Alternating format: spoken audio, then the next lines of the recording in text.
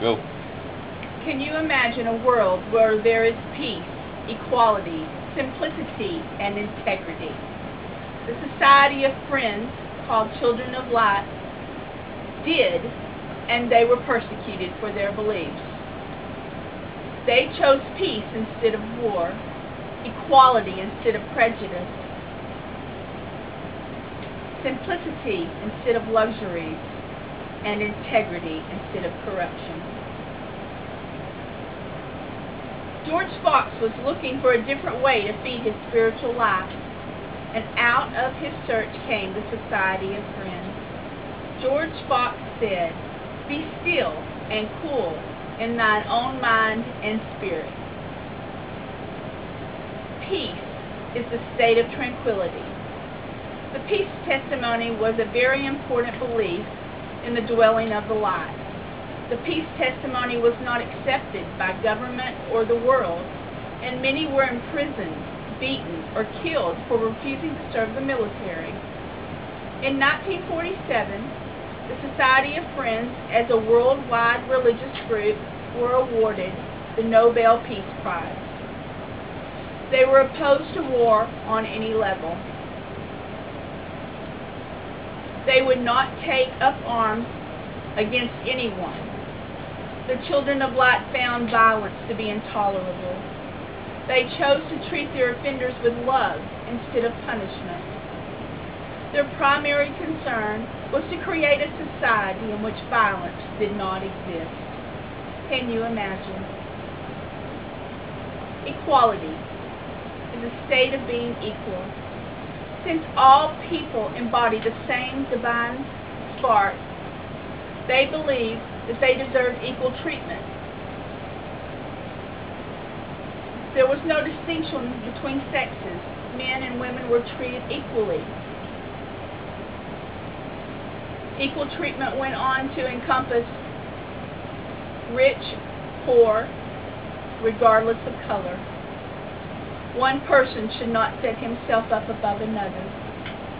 Their qualifications were based on their moral, their religious grounds, and realizing and accepting the obligations of membership. Friends denounced slavery and worked toward reform in Indian rights and women's rights and freedmen rights and anyone else who was discriminated against. Friends worked at freeing slaves.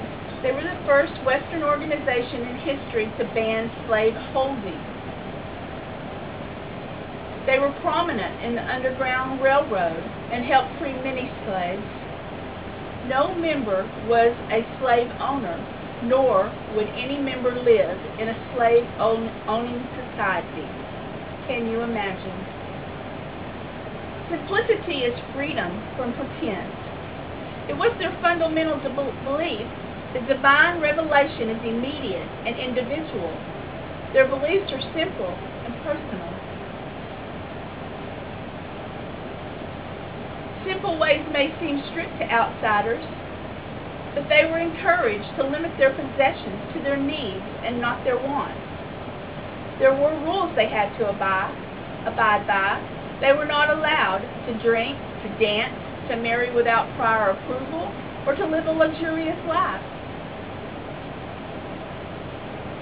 They avoided luxuries at all costs, and they were emphasized simplicity in their manners, in their dress, and in their speech. Expensive styles implied inequality, and it was a way of bragging about their wealth. Can you imagine?